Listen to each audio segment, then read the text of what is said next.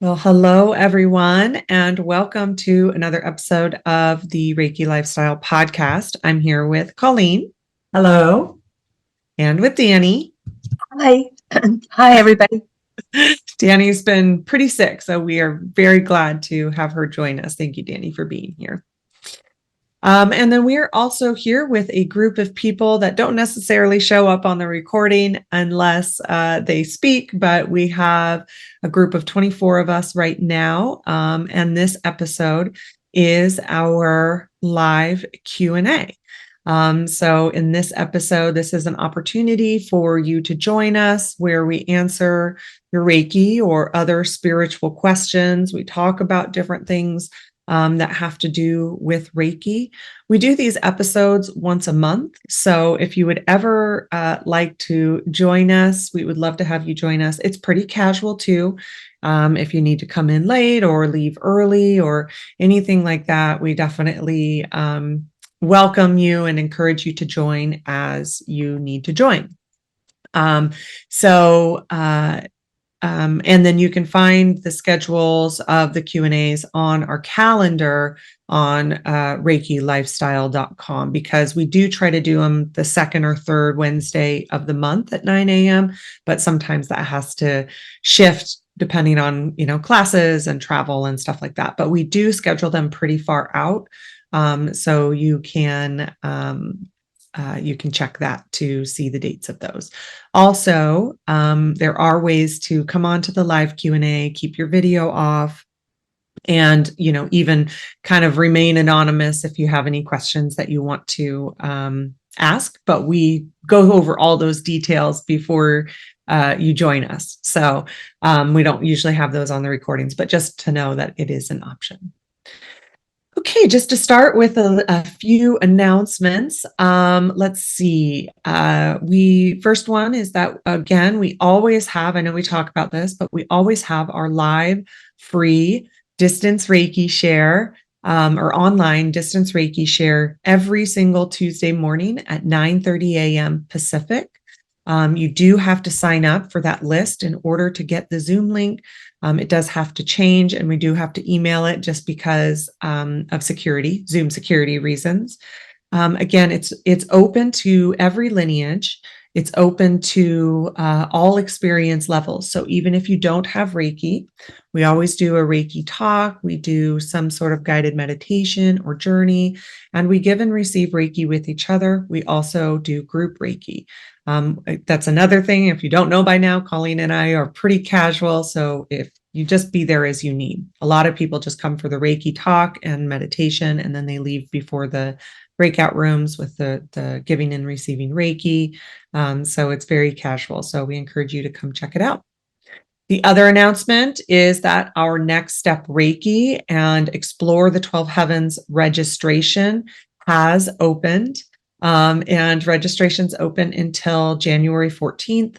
Those classes are monthly, year-long classes where we go deep into Reiki journey techniques. Next Step Reiki is a skills training class. Explore the 12 Heavens is an exploration class, all using Reiki journey techniques.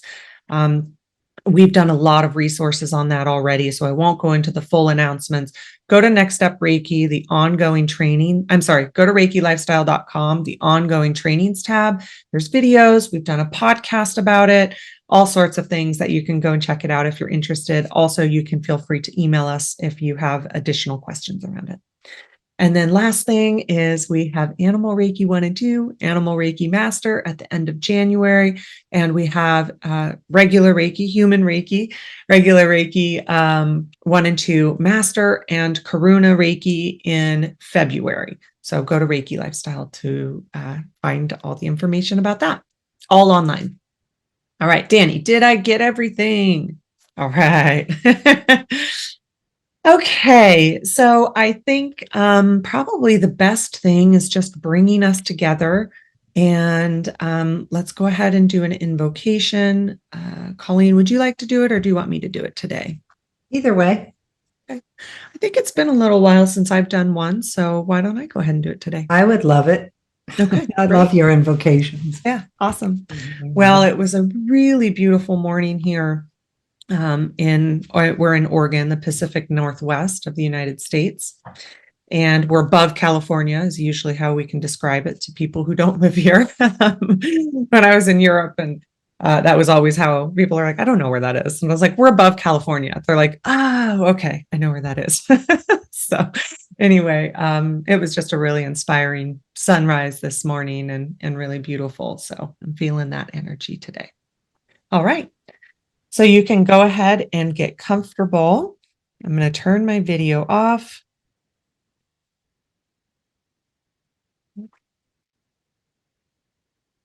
With eyes closed, take some deep breaths. Connect into the breath, the oxygen, the life force, the four winds that are here on the earth, in this planet, in this lifetime. Connected to the trees and the plants, the animals, and the earth herself. Place your hands on your body. If you're attuned to Reiki, you can give yourself Reiki. Reiki on. If you're not attuned to Reiki, there's a beautiful bubble of light surrounding you. The Reiki energy. And for everyone, as you breathe in, the Reiki energy flows in on your breath. And it fills your lungs gently and beautifully, with ease and love.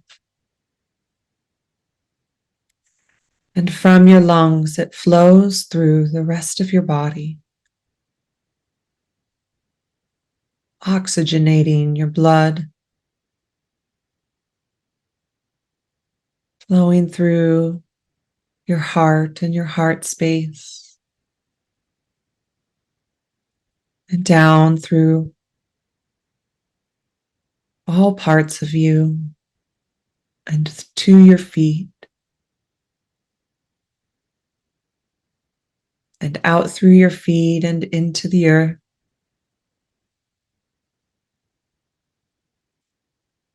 And as it flows in on your breath, flows up and into your mind, into your brain, and up through the top of your head.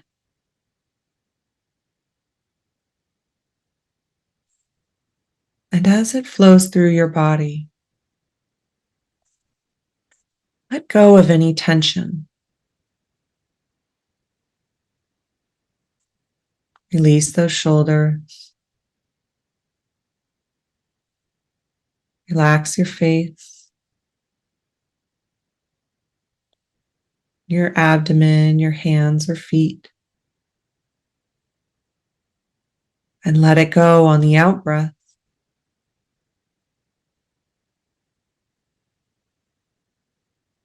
And into the light of Reiki, where it's to be healed,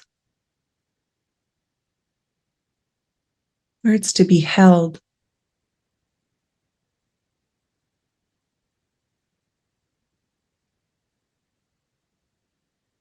And the Reiki flows all around you, and it fills the center of the space that you're in, the room. And it lifts any density into the light. And as it pours into the space that you're in, fills it with golden light.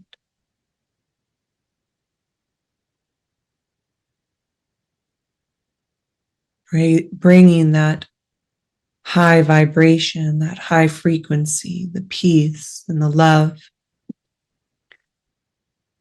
That is Reiki all around you.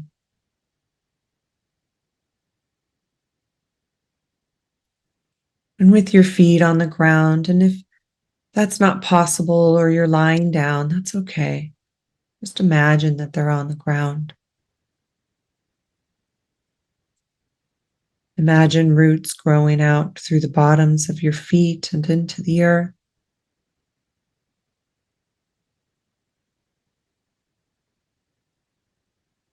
Imagine yourself a place with a beautiful view where the sunlight is shining on you. That golden light reflects into your eyes and it's comfortable. And the warmth of the sun, of the light of Reiki, shines on your whole being, your whole body. And you breathe in the pure air.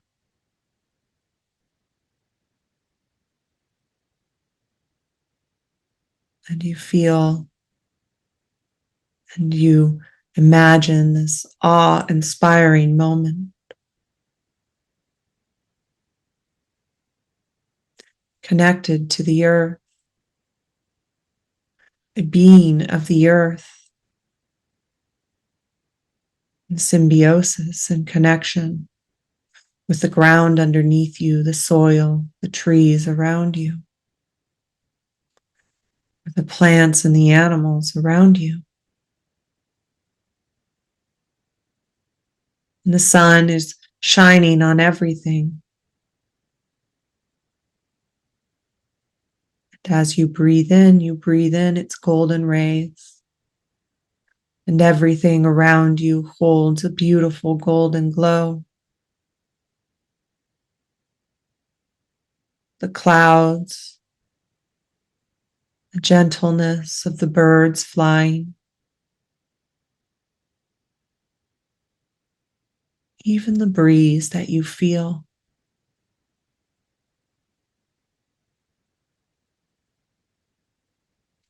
And the light of Reiki flows down through the top of your head and it connects you even deeper.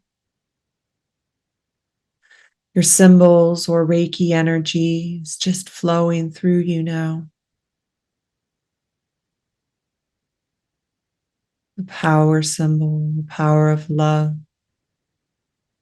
the mental emotional symbol, the higher self, the distance symbol, the connection to all things that are. And it connects you even deeper here.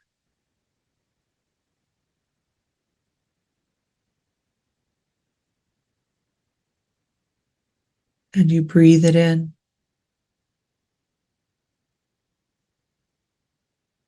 And the symbiosis with the earth, with the universe, with the divine.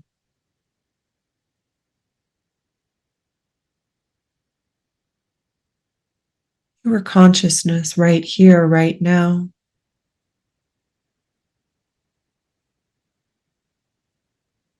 And just as the tree experiences the sunrise or the sun shining on you, so do you, receiving, opening even further to the expansiveness.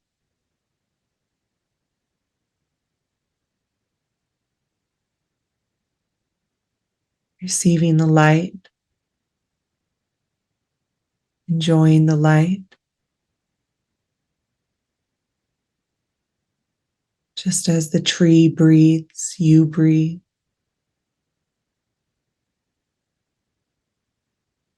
In a symbiotic relationship.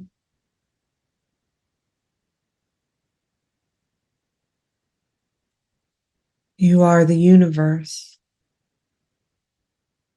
The universe is you. You are the earth and all that is as you are here, feeling it underneath your feet. And the earth is you, feeling you upon her ground, receiving and giving, giving and receiving.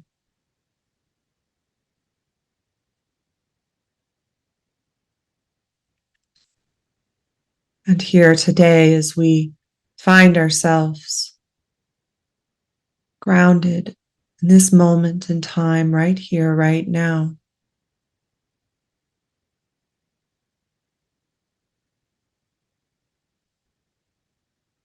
we leave from this place with a sense of peace and calm as we move about our day and our week, and feeling within that symbiotic relationship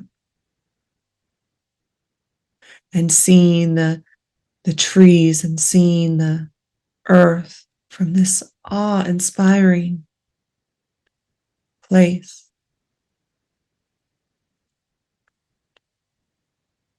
Even the trees in the parking lots of the grocery stores and the birds. Breathing in as you breathe out.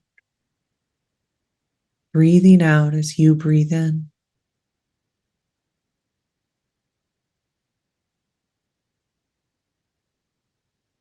We say thank you to each other. The circle is always divinely ordered. A symbiotic relationship. The honoring of the sun and the honoring of each other. The light and the Reiki energy.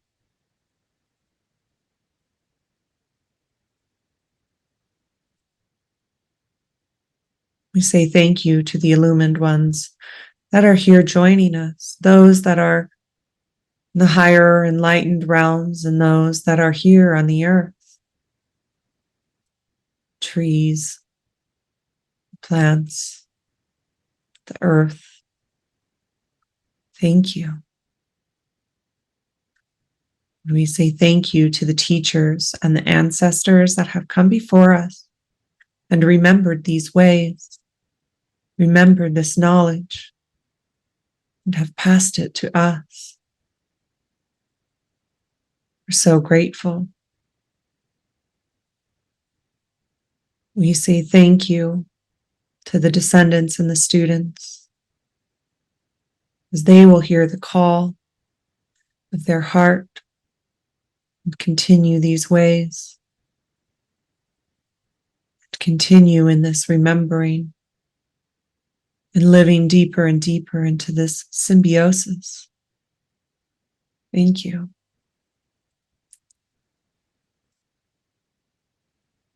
And we say thank you to the earth and the life and all of the parts of the earth, the rocks and all of those. We say thank you. How much we love you and how much you love us. Thank you. And as we go forth from this circle, whether you're listening now or later, we carry the energy of this invocation, of this earth, of this symbiosis and this groundedness here and on the new moon. As we enter this new cycle, we're so very grateful. And now place your hands on your heart space and say thank you to you. You are amazing as you stand here with this light within you and all around you. Thank you. As above, so below and within. And so it is.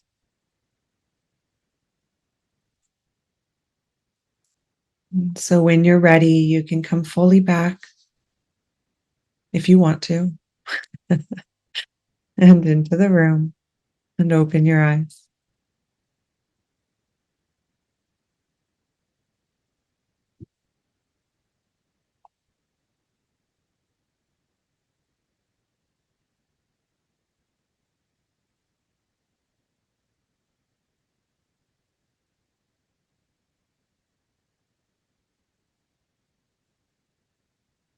Give everybody a moment.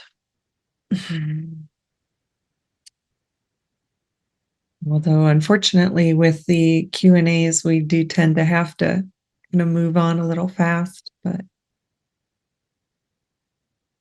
it's interesting because the route that I take Luna to school on, we pass one of the most incredible views. It's just spectacular. That's in the town that I live, that's got the valley and a river and the mountain, and it's, it faces east from where I live, and so we get the sunrise. And so I usually post that on my Instagram if I'm passing it, and it's a sunny day. We're in Oregon, so we get a lot of rain. But I'm working at Colleen's right now because I've had electricity issues, and so I had to bring my computer here and work here. So I was able to come here and just was feeling called to. I like to do grounding during sunrise and watch the sunrise. So I passed that view, and it's just so incredible. And the whole sunrise on the way here was incredible. And then I got here, and she lives in a neighborhood, and she lives in a neighborhood, but I'm like, I just need to put my feet on the earth and watch the sun come up, which she has a great view of as well. And so I did, and it was just like, well, is this going to be, since it's, not this spectacular viewpoint that I saw this morning with the pink clouds and the sunrise of the mountain and, this whole thing. And it was so beautiful. And the trees were kind of sparkling, and the little birds were kind of weaving around in the trees. And it was really peaceful, actually. And it was just, I know Colleen talks about this all the time, but such a reminder that beauty of the earth takes so many different forms, and that feeling, that sun shining on you, that light shining on you, whether it's the actual sun or not, and that beauty can be found in any place, right? And Colleen talks about that in the cities. There's that idea as well that, sometimes those cities have awe-inspiring views and are so beautiful and have that life and that pulse and that breath that are, going in and out of the cities. And so it was just a reminder of that idea of that, is that, it's anywhere. It's also, it's kind of this more of this even state of mind, or, not shoulds around, oh, this isn't this viewpoint of this mountain that is, one of those places that's a beautiful place in the world. And it's not that. I'm just in a neighborhood with the sun shining on my face and feet on the grass, and that can be as beautiful as anything else. And so it doesn't have to be this awe-inspiring thing. You can receive it anywhere. So anyway. I have to comment on that too, Robyn, because just a while ago when you said put your feet on the ground in the invocation, and I thought, well, my shoes are rubber, my mat underneath me is plastic, then it's carpet, then it's like to get to my feet on the actual earth. And so I took my shoes off and I put my feet on, and I thought, Well, now my feet are cold and I'm uncomfortable. And I put my shoes back on and said, okay, distance symbol. Feet are touching the earth. So it's so funny that you bring that up. But I want to also say I have a picture ready to share with the view. So I'm going to go ahead and do that. This is actually the view she's talking about. And so it is very spectacular. This is Mount Hood, and this is a close-up view of the picture, so you can't quite see the valley underneath it. The Sandy River runs through it. For those of you that know Sue Strong, our other co-author and teacher with Animal Reiki, she lives up in here. And this area right here coming over the mountain is actually the site of the Oregon Trail. And that's where the wagons would come from across. On the other side of the mountain is the desert. And the wagons would come across. This is all forested with lots of rivers and ups and downs and hills and things. And you can barely see it right here. But this pasture is the site of the first homestead after people arrived from the Oregon Trail, that this was the very first place where they could get supplies again. So anyway, and Robyn lives right over here. This is her view from the side. So anyway, it is really an exceptional view. And although I love the neighborhood I live in, it's not that view, but it's still beautiful. Yes, I'm very lucky that, well, I guess I'll show the sunrise this morning because I took pictures. Oh, you did? Okay. 733, hold on.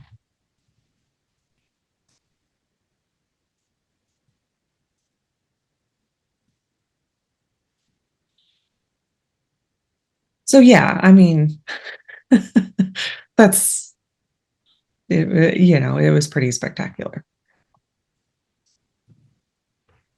And then I think I have this one too. Oops.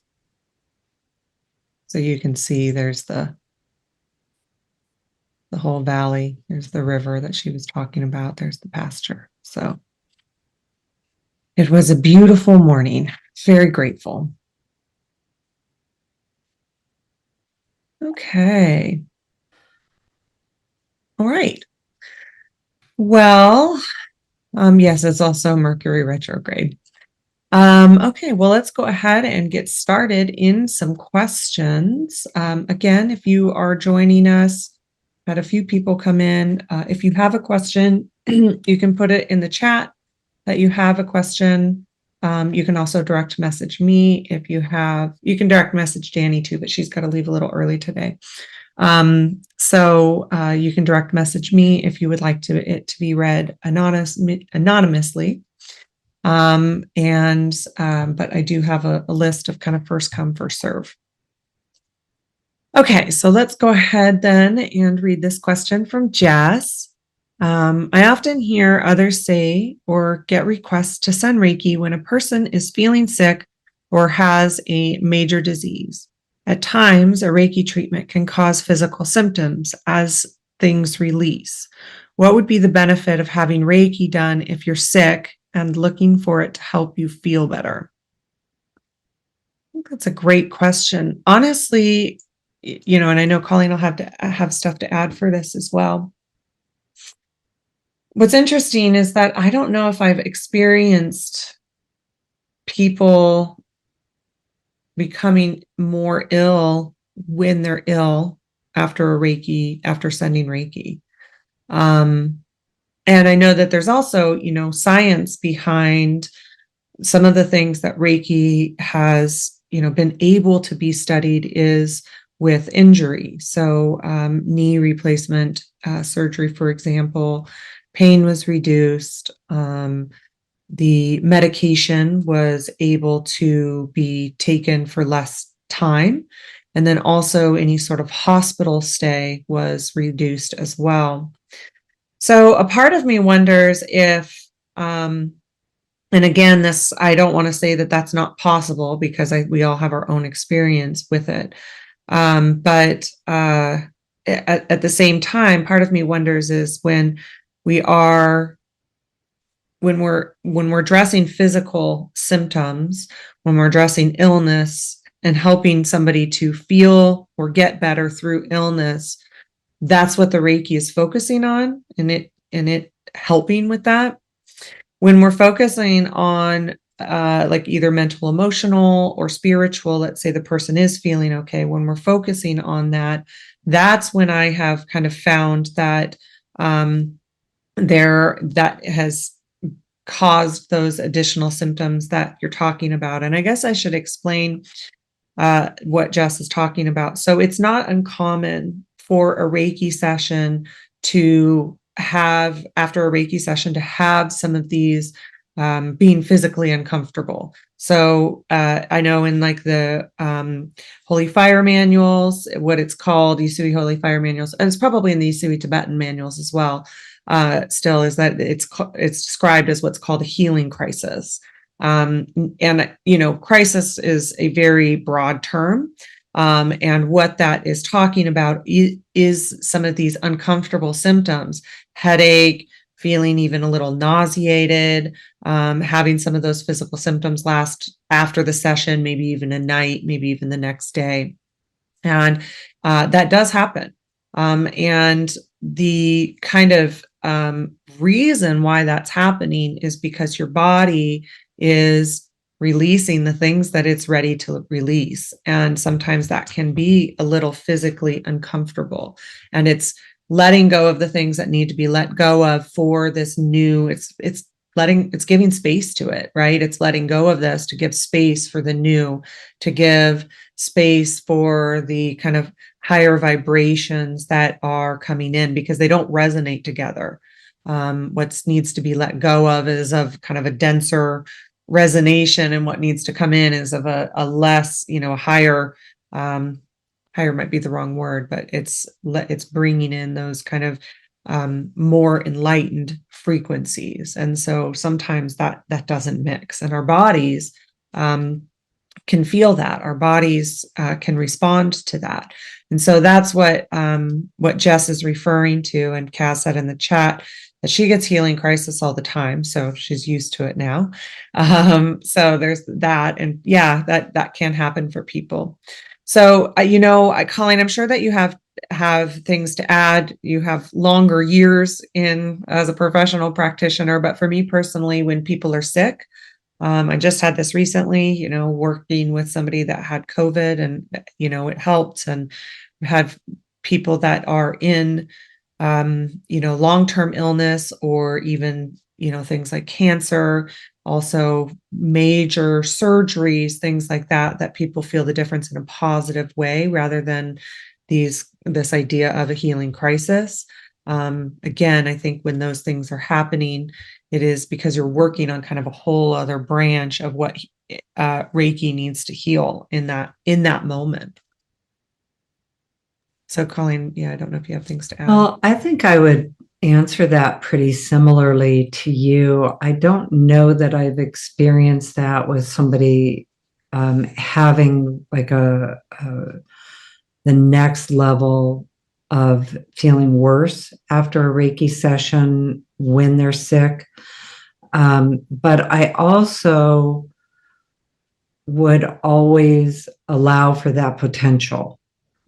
So, it's another discussion another question that came in yesterday that's similar in how you present the scope of your practice, what Reiki can and can't do, and how you set what we call client expectations.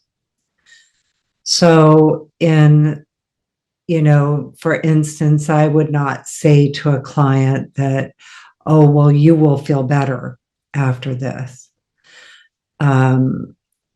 because Reiki works the way it does, and it works so many different ways than what I could personally predict or, say, oh, here's what it always does.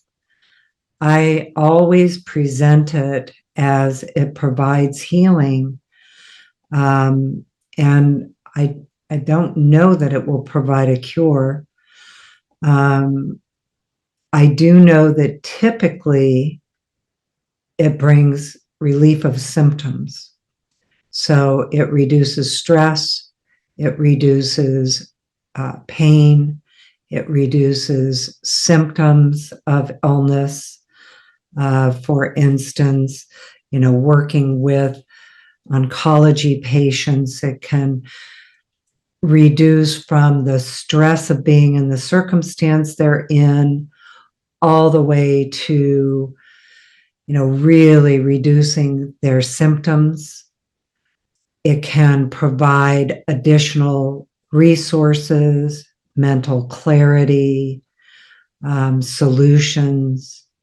And I'm also very clear with my client expectations that as the practitioner, the outcome is really going to work with them and their system. And I don't always know what that's going to be. I'm thinking in terms of this specific question, like, have I experienced people having a significant healing crisis when they're actually already in illness or pain or, maybe a stressful situation?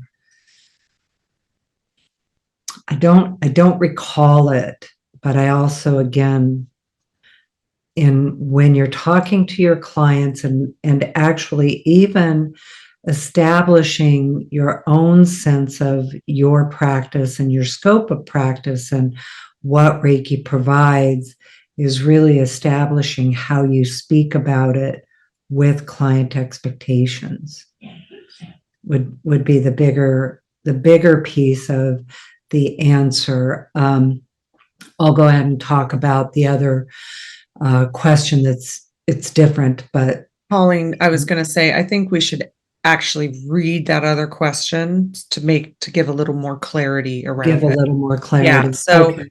The other question, because they do kind of can go hand in hand, and as you're moving into client expectations, is some people always expect to be 50 to 100% cured in one session and ask if they will be completely healed. What do you tell them? And if there's any pain in the body, they say, how come you do Reiki and are still in pain? How do you answer these questions? So yeah, go ahead. Well, and that's actually, I have a third question that I have that same answer. Oh, funny. Okay. About animal Reiki. And so much of it is really how you speak about Reiki and your own understanding of the healing that Reiki provides. I have absolutely had miracles happen in my hands. I have had people that have had spontaneous healing and cures in miraculous ways. I've also had people pass away in my hands. So as the practitioner, I don't determine that. The Reiki is flowing through me and engaging with each of us individually and uniquely. It engages with each of us on multidimensional levels. So what I mean by that is physically, mentally, emotionally. And when I say spiritually, often the Reiki healing happens in a spiritual way more than a physical, mental, or emotional way.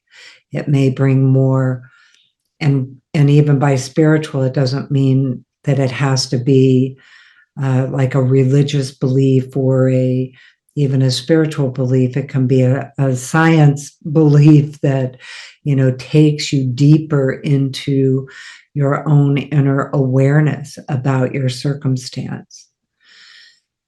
And so it's, pain reduction. I have absolutely personally experienced reduced pain with self-Reiki. I have experienced pain reduction with people in pain. I have, there are studies done that Reiki significantly shifts pain in people with, one particular study is in hip replacements. And I've experienced that pain reduction, and I'm not sure the word for it, when, you are able to observe the results of a lot of people, but it's not an actual study. So in, having volunteered in oncology clinics, and some of this is prior to the pandemic, so it's been a little bit since we've collected this data. But in asking the people during those sessions, before the session and after the session, on a scale from 1 to 10, what is your pain? On a scale from 1 to 10, what is your stress? And they can be 8 and above to both of those prior to the session, and even with a 20-minute session, consistently saw that scale go down to a 2 for stress reduction and also pain reduction. One of the things that I've seen it happen that is kind of under mentioned maybe is, I've had people who say they slept well for the first time. And even though they have the symptoms of other things going on with them, sleep can be so important. Or suddenly they feel less stressed about their circumstance, or more clarity around their choices, decisions, their process, their resources. So it's so multifaceted, and Reiki determines with the person themselves where it's going to go and the results it brings. At the same time, there are studies showing, specific results in a consistent way. But again, I'm careful in how I present what Reiki does in a specific way around these questions, because I don't know. And after 20 years, and I would say I have to have done, I haven't counted them, I lost track years ago, but I have to have done over 10,000 sessions. So I'm not talking about just a few. I've done a lot of Reiki sessions over the course of years. What I do know is that it helps. And sometimes in such unexpected ways, I could never predict it for a person, or know that that's the result that they're going to receive. And I have had people, not necessarily that are already in pain, having more significant healing processes, but I have definitely had people that have left a session, and the session itself has been uncomfortable. Like, they are like, whoa. Yeah. Had one. Yeah. Where it's uncomfortable and like, wait a minute, I wanted to feel blissful, and that's not what happened. And for whatever reason, that was the way that the Reiki energy worked. And as a practitioner, I completely trust their process. And I know that it's not because of something I did right or wrong. It's because it is working with them in a way that I don't know the inner workings of it. So let's say somebody, gets a headache from their Reiki session. I could say something like, well, It's probably clearing out your third eye and your crown chakra. Do I really know exactly why that's working? What I can say is that I trust the process that Reiki is in with people and allow it to go through their process with them.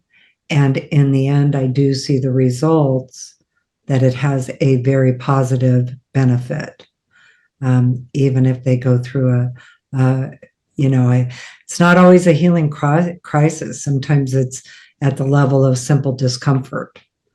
Sometimes it's at the level of like, oh, I really wanted the big aha blissful moment, and that's not what happened, but I sure was relaxed for that hour, Which can and be the huge, deep relaxation. especially if you're going through illness or injury or, those kinds of things. Just even relaxing, even just getting a little life force back can be really big. Vitality. And you don't know what the symptoms are doing, right? Because I know last year when I was in the hospital and after a seizure, and my dad came in and he just put his hand on my leg, and you could see my blood pressure. I had really low blood pressure, and you could see on the machine my blood pressure raised literally before and after. You could watch it. And so it didn't change any of my symptoms, like of how I felt and what I was feeling. It didn't like heal those, but that blood pressure raising has, that snowball effect that helped. Or Colleen, when I came home after I think it was the second group of them, and I was so electric that I couldn't stand you putting your hands on me. Like it was too much. And so she just sat nearby and ran Reiki. And eventually it kind of calmed that. But at first it was really uncomfortable. It was just too much. It was all too electric. My body was just, totally electric. So, there's all of these things that can happen, like you said, and you just don't know why or how it's working. But in the long run, you can trust that it will. And sometimes I've had it where clients, and I think this comes down to the other question and the other expectations. They come in with certain expectations, and when those expectations aren't quite met, or they would have had a different expectation of what Reiki is than what actually ends up happening, sometimes they can even be a little disappointed. And at the same time, as a practitioner, I just run the Reiki, keep out of the way, and know that even in the acute point of the session not going exactly how they thought it maybe should, I know that in the long run that it helps because I trust it. That, it's going to point them to solutions. It's going to point them to all sorts of things that is going to be helpful in their life. And so just trust I just trust that the way that's worked, as you said, Colleen, just over a period of time, you just see so much of it, even if the acute is different than what they thought, that you just, kind of allow it to come through and drop out of the way, and, and just know that it will eventually do what it needs, because it can never do harm. That's the thing. Well, and along those lines, the other thing I would say is that a lot of times you as the practitioner see results for the person that they don't identify as part of what occurred because of the Reiki session. So you may even say to them, oh, I know that happened, say, even a week later, and you can correlate it to the actual Reiki session, but they may not. They may correlate it to something completely different. And it's interesting because I also had to work through that as a practitioner and my own feelings around it. It's like, well, that really was because of Reiki. But they don't see it that way or know it, or they assign it to something completely different, even if you can correlate it for them. So, and then the other thing I would say that comes into the mix is my own desire to help people and make things better for them. And so I've also had to learn that about myself, that I have to let go of my expectations, and I have to let go of, that inner desire. I want a miracle for everyone. I want everyone to be cured. And, I'm always in that place of it. And so I've also had to, there's a couple things around that. One is letting go of my own expectations around what can happen. Also, I have had to change my, my habit of thinking I can fix things for people. And some of that, of course, as a younger person with kids, you're fixing things for your kids. So you get in the habit of it. And so it's a normal part of wanting to make the world a better place. And then also getting to the place of, I can't fix everything. And having Reiki help me with how that feels. And the adjustment of knowing, I can do Reiki and then let it heal how it does. And I guess as I'm saying these words, it's like letting go of maybe the word control. So I'm just not in control of it all. And so that's the other piece of it. And I would say for me, that was a process. I had to get, I had to grow through some of that, because I have always deeply cared about, contributing wellness in the world. Even as a child, that was always something that was there, and helping. I've always been a person who helps. And so, learning my place with some of that has also been a personal process with it. And then letting Reiki teach me what it does and doesn't do. So where my personal scope of practice is, what my skill set is, how Reiki complements other modalities.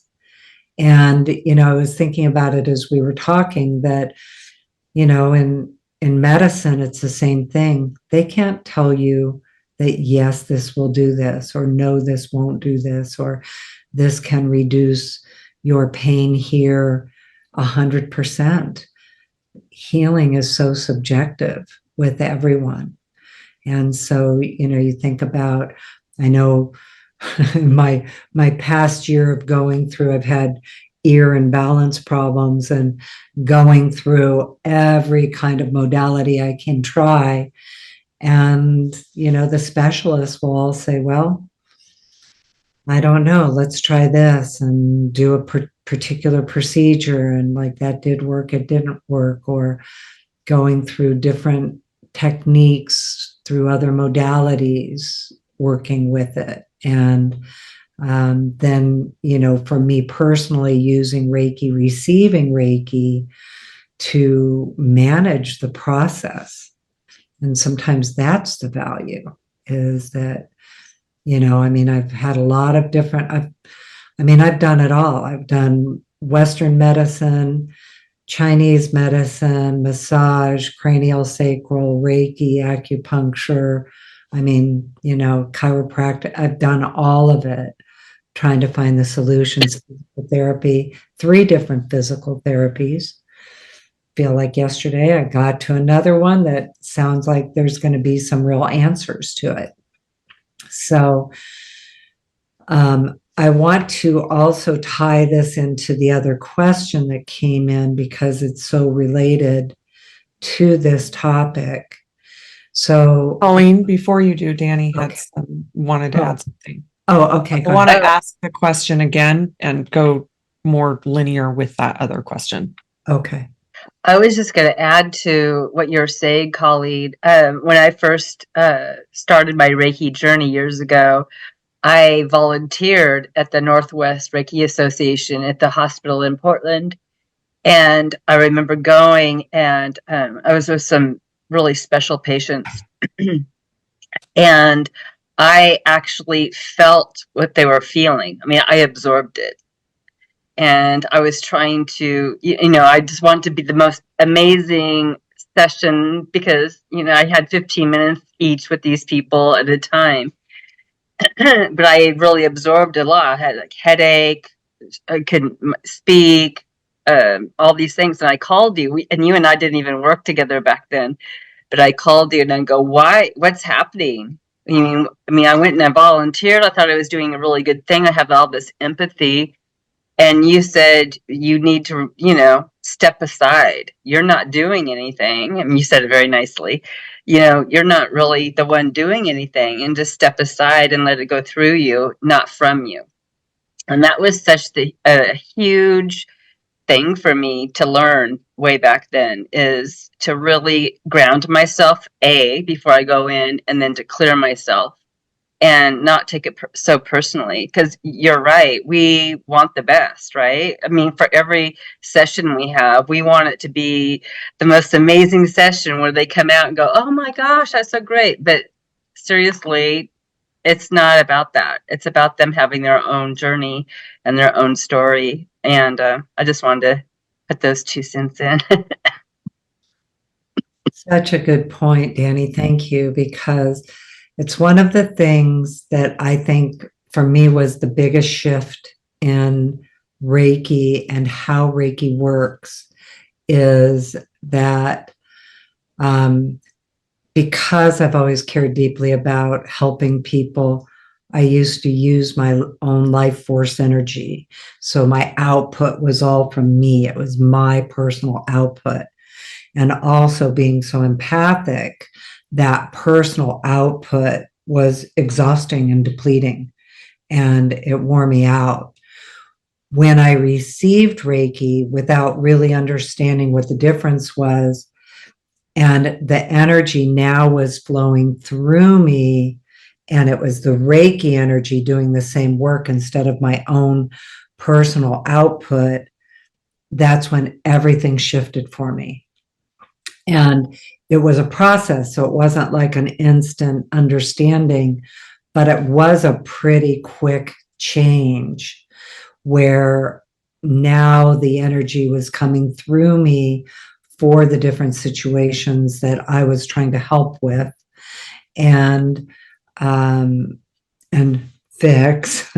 And so it clarified for me to let the Reiki energy come in and do the work and let go of my attachments to the outcome. Now, when I say that, it doesn't mean that I don't have feelings when the outcome isn't what I hoped for too. So I want to really clarify, because sometimes when you hear those things, it's like you just think, oh, okay, no worries. I still care. And I still care that it has the best benefit. I just now understand that that's just the result is going to be, like you say, it's their journey.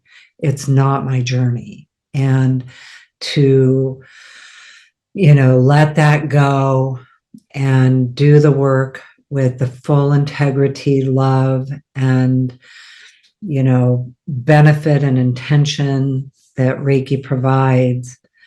And at the same time, knowing that, I can't take it all on, or it's too much and I won't be able to do the work, because now I've taken it all on. It's too personal.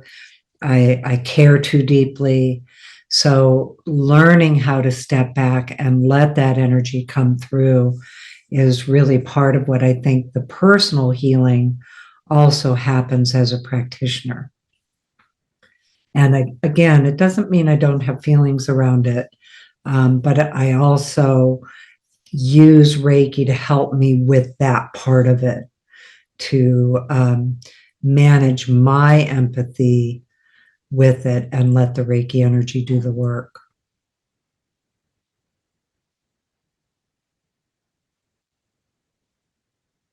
Okay.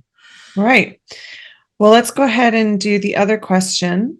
Some people always expect to be 50 to 100% cured in one session, and will ask if they will be completely healed. What do you tell them?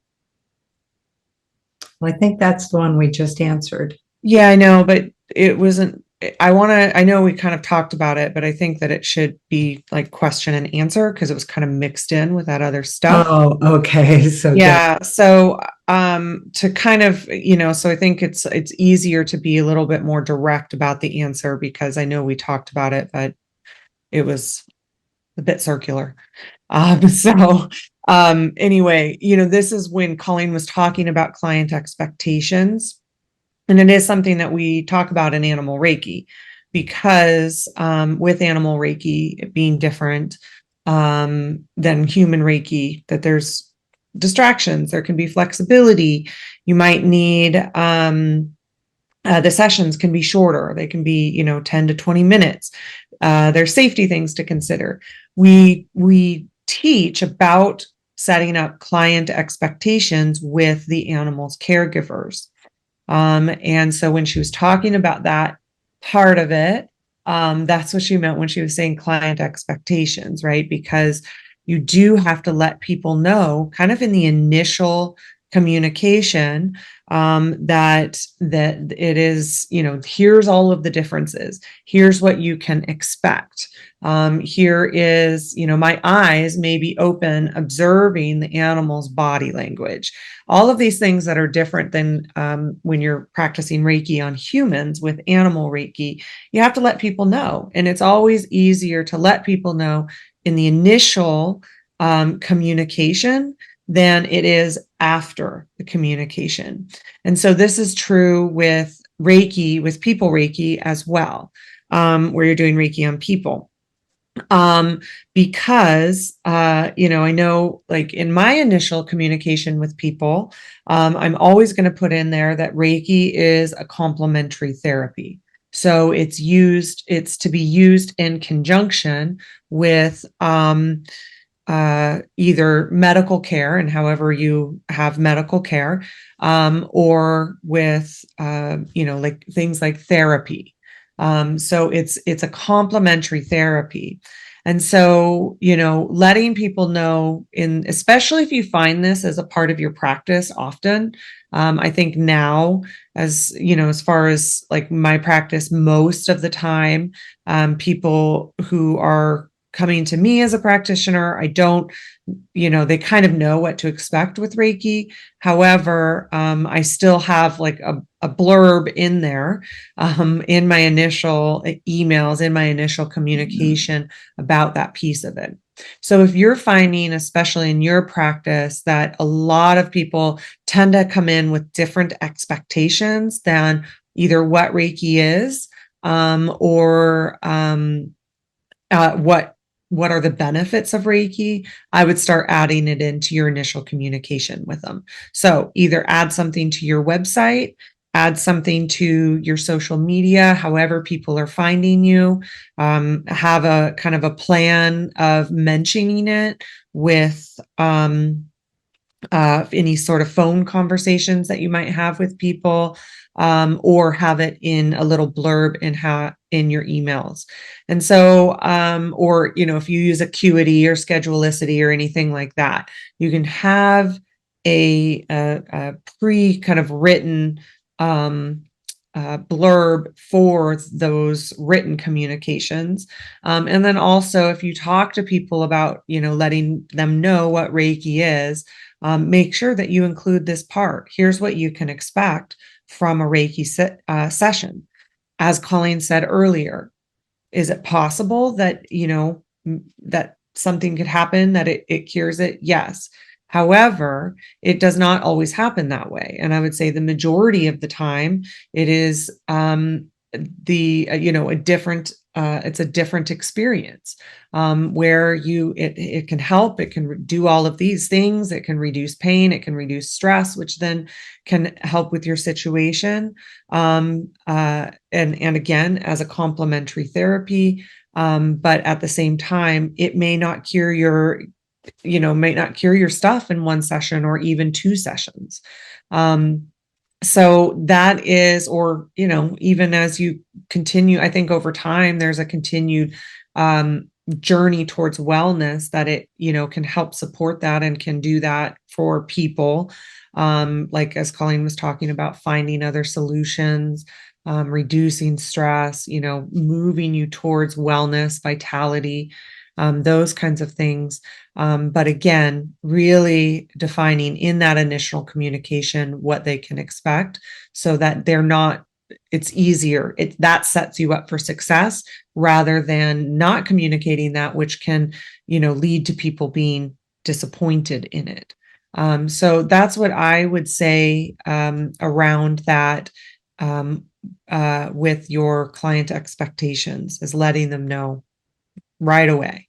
So that and then that might even lead them to questions, to ask questions around it, to allow them the opportunity and the space for more of that conversation in what they are also expecting.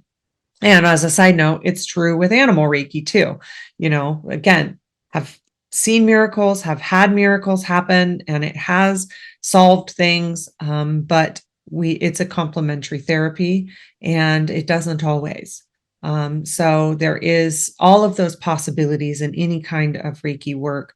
And I am always going to let people know the different expectations that they can have coming into the session.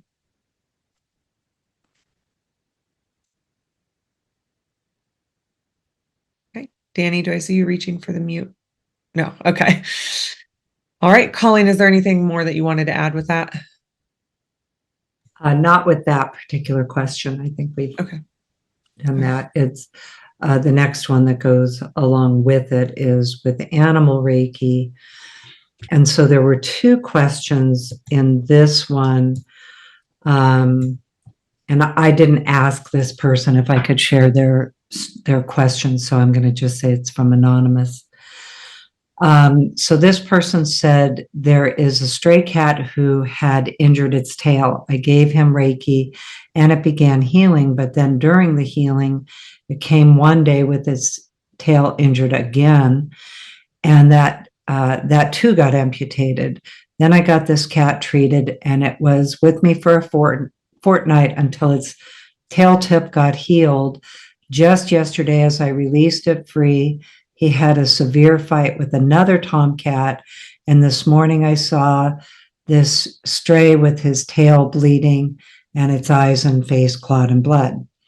My question is, why did the Reiki healing not happen fully? Why is the cat continuously getting injured despite my Reiki healing prayers? So then there's another question with it. There's a cat that went missing and continues to still be lost. Despite using the emotional symbol along with the other symbols, I have not been able to find her. During my crystal dowsing, I get a yes for her coming back, but it has almost been no chance of finding her. Is it possible that the emotional symbol doesn't work in finding the lost sometimes, or is it always finding the lost? And if so, what can I do to better see the results?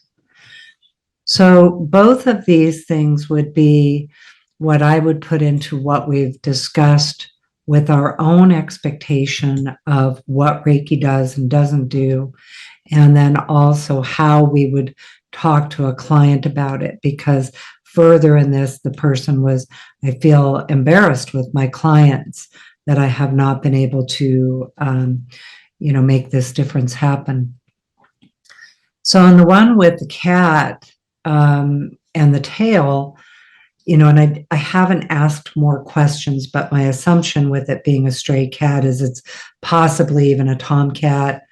And one of the things we know with animal Reiki is that it's not really going to change behaviors With a companion animal that a person has, if it's a behavior that can be changed with a behavioral specialist, it would fall into the category of finding a behavioral specialist, either through your veterinarian or sometimes through humane societies, have behavioral specialists. In a case like this with a stray cat that's a fighting tomcat, having known animals and been a vet tech for 8 years, and farms and feral cats and house cats and everything else.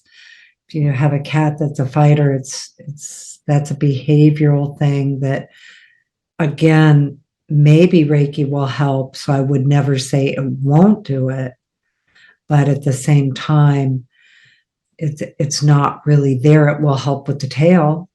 It will help with the other things, but the cat's still going to be a cat. It still has cat nature and stray cat, tomcat behavior. So how it works in that situation is potentially even then self-Reiki to really manage the compassion for the animals in the ways that they are. And just knowing, like we had Chuck, our farm cat. Robyn's laughing. I have Jewel right now. You have doesn't Jewel. change her behavior. You can't make her stop murdering mice. Her cat, she got a farm cat from a feed store. It's what it's genetically meant to do. Job is to protect grain, and and this my cat best brings decision her presents every day, and Robyn's like, stop bringing me presents. I don't want them. But the cat's like, I love you. And I brought you this. You're welcome for bringing a bat into the house. You're so welcome. I don't want it. Doesn't change her behavior, unfortunately, and at this point, I'm not going to rehome her or anything like that. She's a part of our family and all of that, but and it's not realistic to keep her inside because she's a farm cat, and so at that point, I have to accept her divine purpose in this lifetime and work on myself. And there are different things that I can try, like putting a bell on her. There's all of those things that I have done to try to help. And at some point, I have to also accept her divine purpose and the disharmony that we have of me having rescued a farm cat when maybe I should have rescued a different type of cat for our family cat. And so there's that disharmony because it's not going to change her behavior, especially with cats. There's very few things that cats change for. So they are a lesson in boundaries, and they are a lesson in authentic self. Cats are. So just communicating on that and working on myself at some point and just doing what I can. And I there's plenty of times where I go out and warn the birds, and I go out and I do all of those things if I notice it or hear her meowing. I try to do all of that. I do what I can, but I also have to work on myself with it. So there's that piece of it as well. And fortunately, she's tough enough to hang with Luna and Izzy, the other family members, her daughter and her dog. Isn't that the truth too? The cat knows how to set its own boundaries. Yeah. That's a big piece of it, because a more sensitive cat may have had a harder time in our family. Yeah. So, and then the second part of this question with finding lost animals, we try to explain, and this is true for people too, that, so often Reiki really empowers our psychic abilities. At the same time, I always say I'm not that kind of psychic. So that I think would fall into a different category. and Reiki would be a complementary therapy with a pet psychic that is either skilled in finding lost animals, trained in finding lost animals, has an aptitude for it. Reiki absolutely can enhance those abilities if you take it to that direction. But I believe it's another skill that Reiki can empower and enhance, but it's not necessarily like what I think of my role as an animal Reiki practitioner is. Now, I can go into it like Danny, for instance, her cat was missing, and I could, in that one instance, really sense that the cat was there, that it would be coming home. I don't think it came home for at least a week, but I would not present in client expectations. I would not present myself as an animal communicator that finds lost animals. So that would be in the same category as, would I find missing children? Would I find missing people? That's a whole other skill set that I do believe people who are working in those skills and abilities, that Reiki can make a big difference, or Reiki could maybe guide you that that's an aptitude that you have and a skill you want to pursue. But in and of itself, I would not set my client expectations or present myself that that's one of the things I would know that Reiki can do.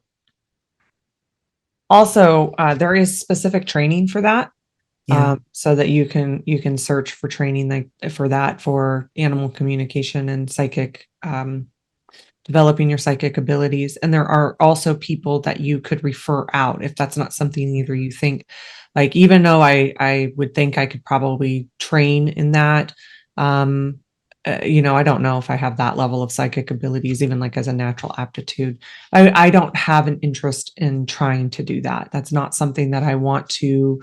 And it's not to say it's an important practice, so I don't mean it that way. I just know I would feel too much pressure and responsibility to have that kind of training.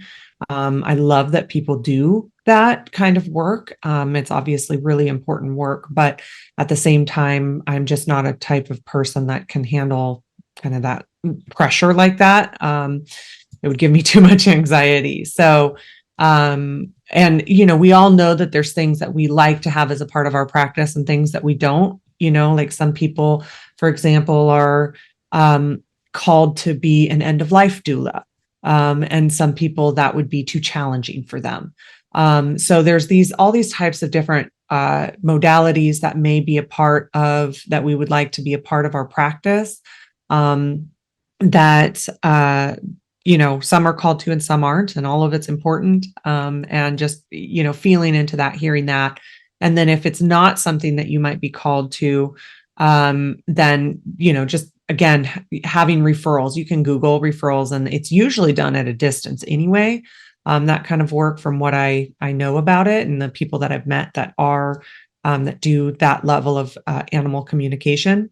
So definitely you can, have any list of referrals for that. And that's true for any kind of work. This is something that actually Colleen mentioned Sue earlier, really recommends as a part of your animal Reiki practice, and something that she has, where you might have, behavioral specialists, end of life care, compassionate euthanasia, things like that. And then, as a practitioner, if somebody is going to want to go with a psychic medium, that's not the work that I am trained in.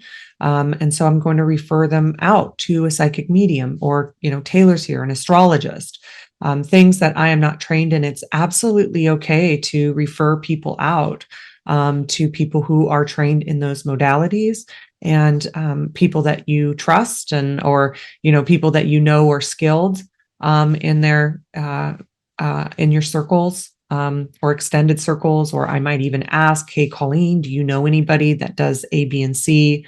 Or other people in my circle, do you know anybody that does A, B, and C? And refer them out to them. So there is that option as well.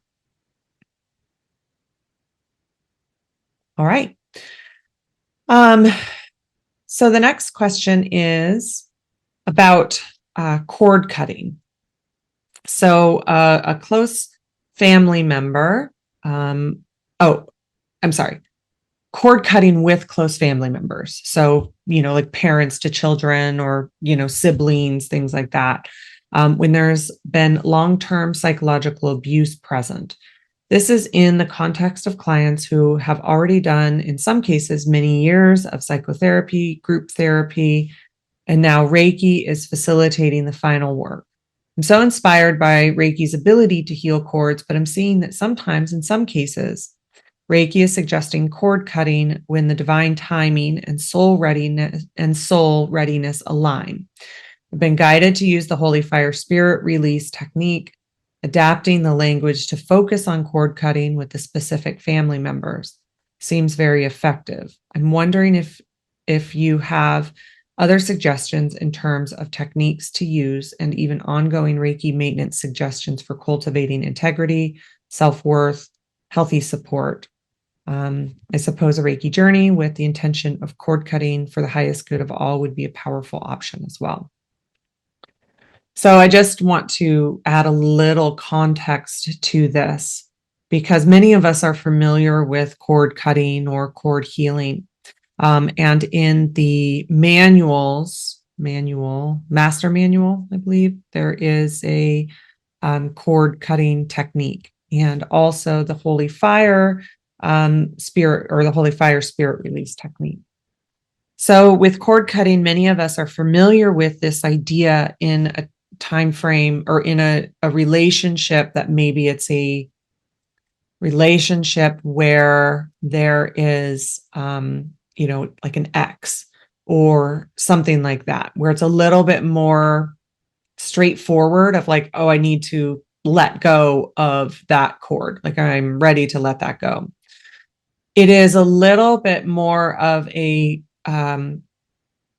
there's more layers when it comes down to these really close relationships, like a mother and child. And again, there can be other close relationships but we'll just use that as an example. Also, it can be in relationships where there isn't, like long-term psychological abuse. Maybe there's just a relationship that needs some cord cutting or cord healing in some way, shape, or form, but it is a close relationship. So that can present itself as well. And a part of, I think, why this question is being asked in this way is because when you can cut cords, it can be really abrupt for people. So in the places where it's an ex and it's like pretty straightforward, you're like, oh, thank goodness that cord is released, right? Thank goodness that cord no longer exists, and it's almost a relief. When it's in a place where it is this kind of situation that this question was asked, or maybe even in a relationship that isn't super, like this, where there's abuse involved, that's when things can be a little bit more bumpy. There can be a loss of that cord that's felt. There can be the other thing that can happen is that, the person that is on the other side of that cord. So let's say it's the child that's getting the cord re-lost. And when I say child, it can be, you can be an adult, right? So maybe it's the child that's having that cord released in a session, and the parent feels that, and all of a sudden there's this uptick in trying to come in with communication. There's this uptick of reaching out. So there's all of these different situations that can happen with these cords that aren't quite just this thank goodness that that's released. And so that I think is a little bit more context around this question than just how we think of cord cutting in its kind of classical sense. It's in its traditional sense. So there's a lot of ways to do cord cutting. One of the ways that Reiki has shown, when we're talking about more traditional cord cutting, you're talking about exactly how it sounds. Maybe you're taking a crystal and you're like cutting the cord, or asking Reiki to come in. And yeah, that's my sound effect, Kaz. I saw you giggle. I don't know why that sounds like, I don't know why that sounds like a cord cutting, but it does. So there's this idea. This is kind of a traditional method that is taught. Go ahead. I saw you unmute. That's the way I visualize it. Yeah, right. It's like, get out of here. Go away. I'm done. Yeah, totally. So this is kind of a more traditional way of cord cutting. And so that is especially when you can really feel that abruptness of that loss of cord. Now, sometimes that's very necessary. Sometimes that is the way that's going to be the best way to release that cord.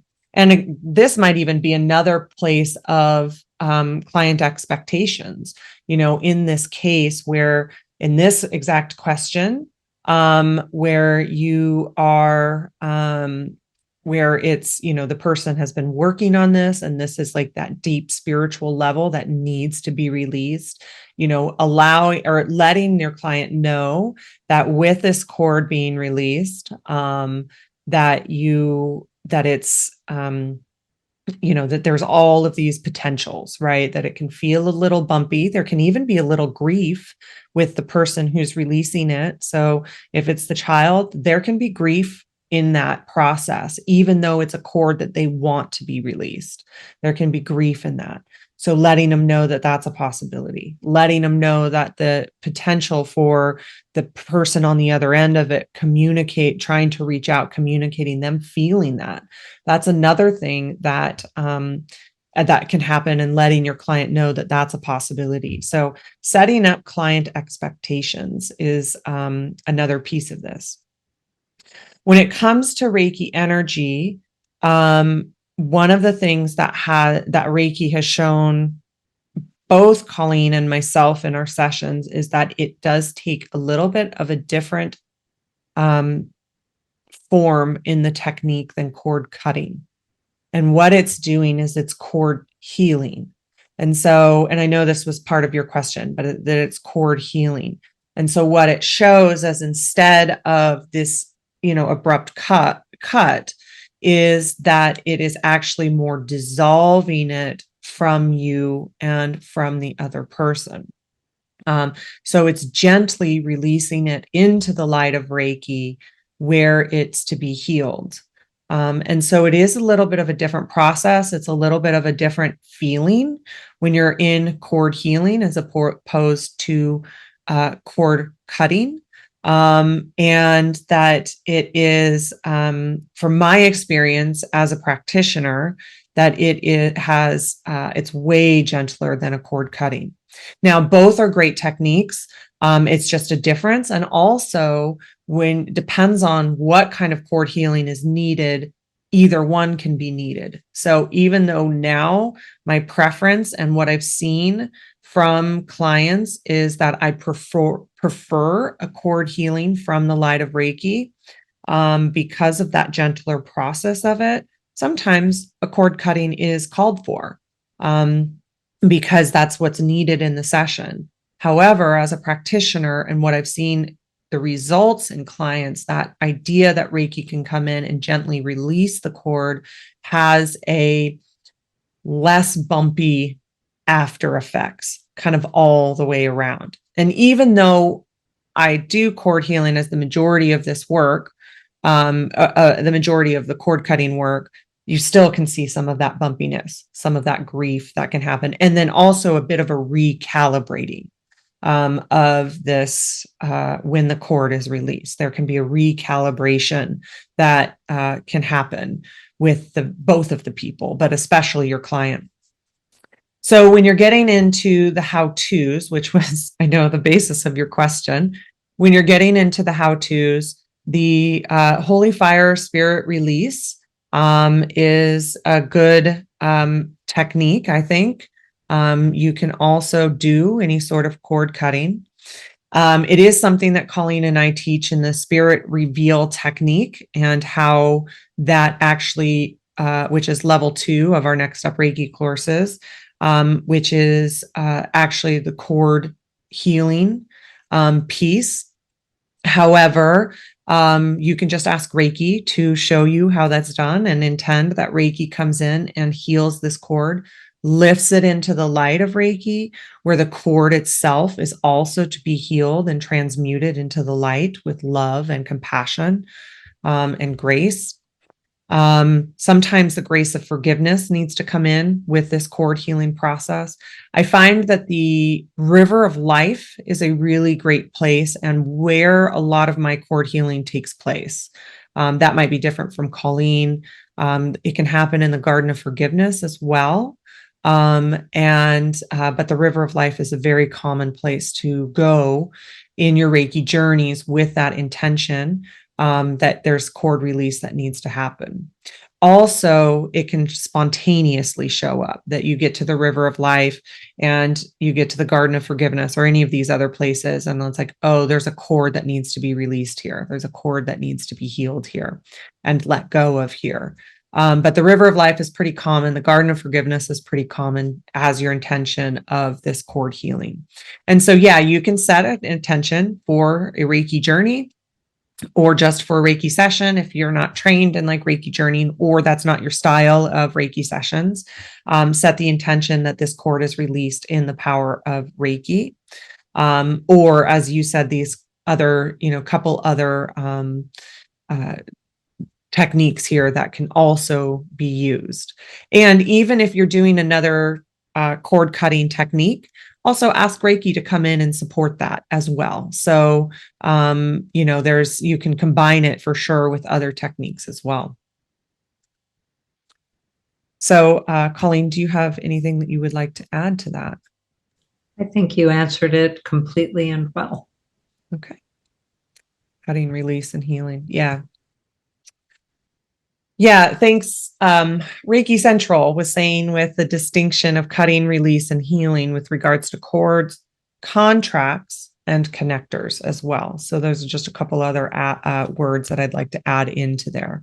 There is a gentleness that Reiki does come in with that. And again, always listening to Reiki and what it's telling you, what it's showing you. I say show very proverbially, what is opening up within your guidance around it.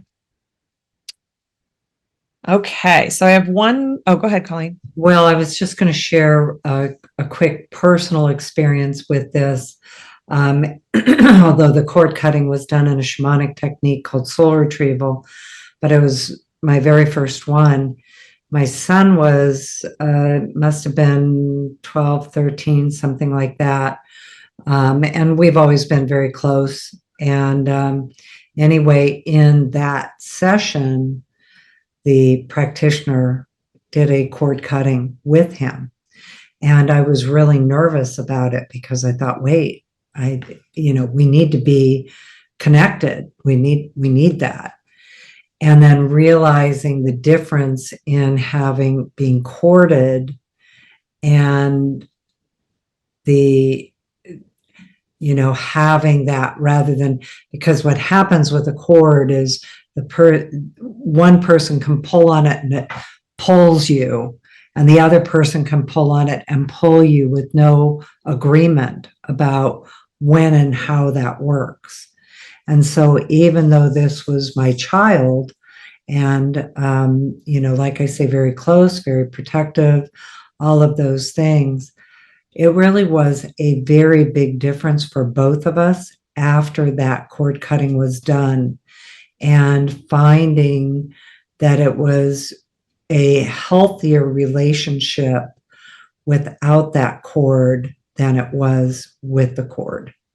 And so it was a distinction that, you know, he's walking beside me instead of me pulling him behind me, or, you know, connected in that way. And the same thing, him not being able to pull on me without a personal awareness of it.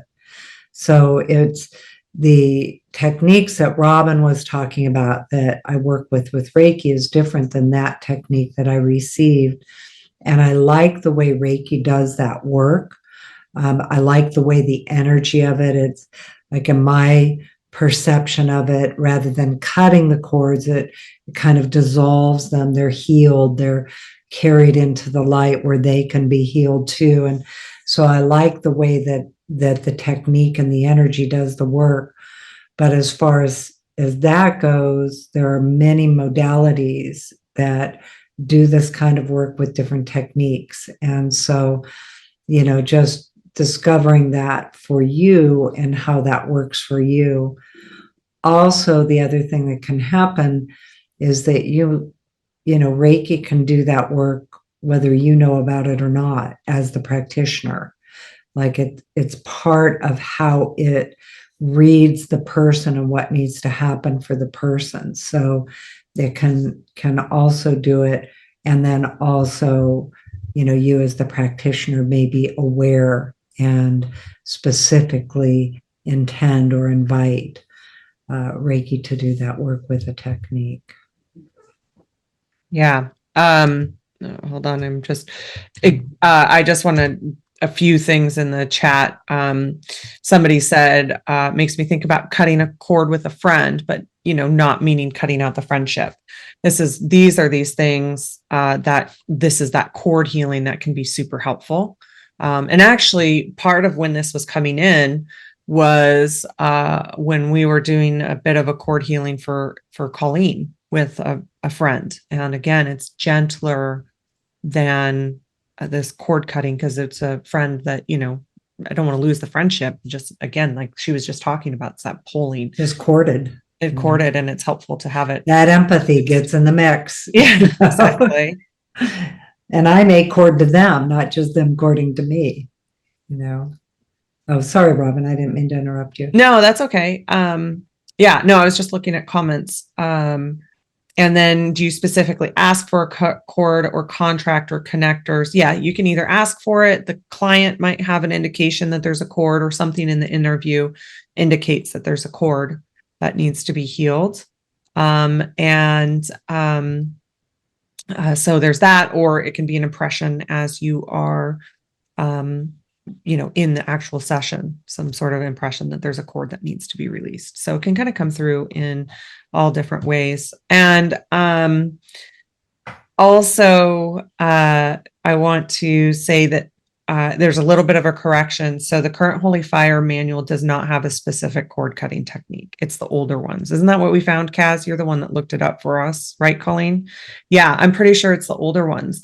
It's the one that's not Holy Fire. It's the plain Yusui, and it was like, I don't know, 5-6 pages. Yusui Tibetan. Yeah, right. I don't think that it's included now in the Holy Fire manuals. So that's just a correction I wanted to make. Yeah. Never looked. I just went to where I knew where it was, because we were talking about where you put a symbol in your hand and you pull the Yeah, pull your fingers out. That's the old way.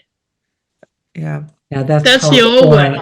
Aura clearing. It Yeah. at one time was called psychic surgery. Yeah, that was another trip and a half. It, you know, and it's effective. Yeah, it's just another technique. I had somebody, I was in a class and somebody was doing that to somebody else, and they went to throw it out the window. Where did it land? Right here. So then while we were practicing, they had to pull it out of me and send it on its way. It was funny. You know, I mean, I knew it wasn't going to stay there forever, but the way it's done now, I think it's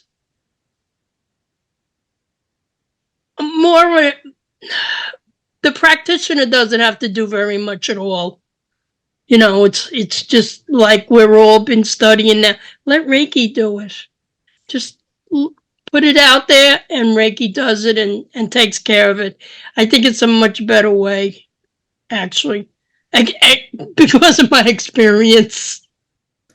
Well, one of the big distinctions in understanding Reiki energy and Reiki techniques is that in a case like this, for instance, what is released actually goes into the light of Reiki and it's healed also. So that's a really significant understanding of modalities, energy, and techniques. So not all techniques are going to do a cord cutting and heal what is released. So it just varies, and I'm not saying a better than, it is a personal preference after I've been trained in many different modalities and techniques to do this work. But in my own experience, I really like the way that Reiki is so gentle, compassionate, and uses the authority of love to do this work, but also that it takes what is released and it doesn't just cast it out. It doesn't throw it somewhere and throw it into the room or throw it out the window. It actually heals what is released. And the person that it's released from is released of the burden of doing the healing work.